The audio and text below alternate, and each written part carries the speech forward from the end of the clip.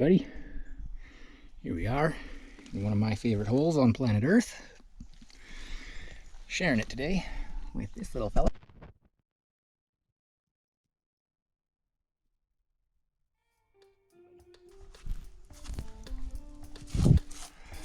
Apatite.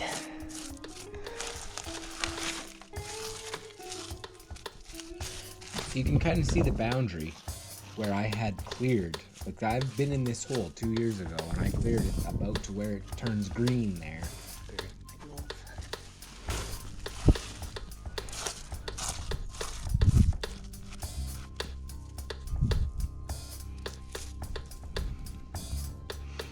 That one's pretty weathered, but that's apatite.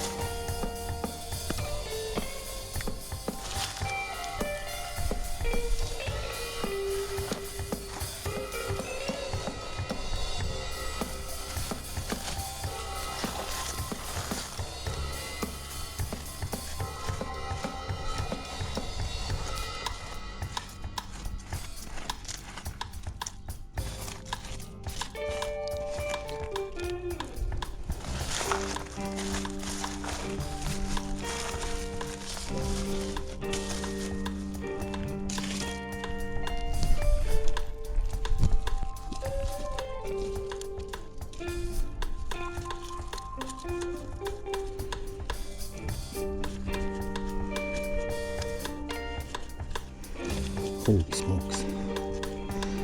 Feels something pretty darn impressive down there. I don't know how loose it is though.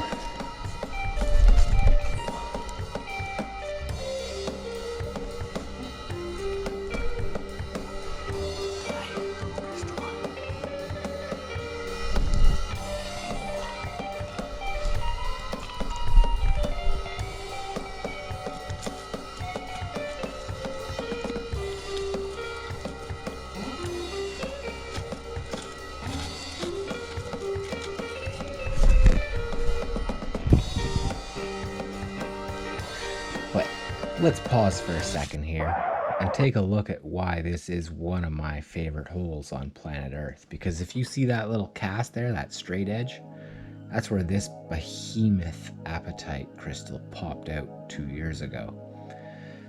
I've never found anything like this in my life. And just the fact that I had been standing on it for hours, digging out dozens of smaller crystals, and then I realized that, holy smokes, there's this. Like, that's double terminated on a few faces. There's and more crystals kept coming out of that hole, like this one. This is another example of what came out of there. It's actually called fluoroapatite, and it's not because the green is fluorite and the red is apatite or vice versa. It's all fluoroapatite.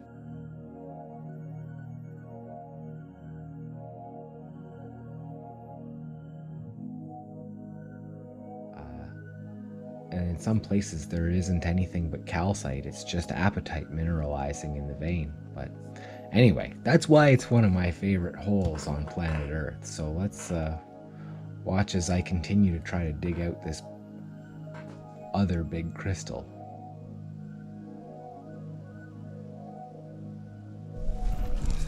Okay. take a break. But I have to get that out. No two ways about it. So, spoiler, I got it out. But I did have to break it out, unfortunately. As you can see there down in the bottom, I did have to crack it off. But at least on 3 faces, it ended up with double termination. So that's a win for me. And speaking of the termination, like I said, the termination on the apatite crystals at this site is just phenomenal. Like most of the time when you find apatite crystal weathered out of calcite, the termination is seriously distorted. Not such the case with these pieces. I also managed to get all the kinds of pinfire feldspar to keep my tumbler running all winter. As you can see, that was a garbage can lid completely full of chunks and crystals of pinfire feldspar, so that's going to be good for the tumbler. This guy here is translucent, transparent pinfire, so I'm curious to see what that looks like in the old tumbler. We also hit up the Craigmont mine for corundum. I did terrible.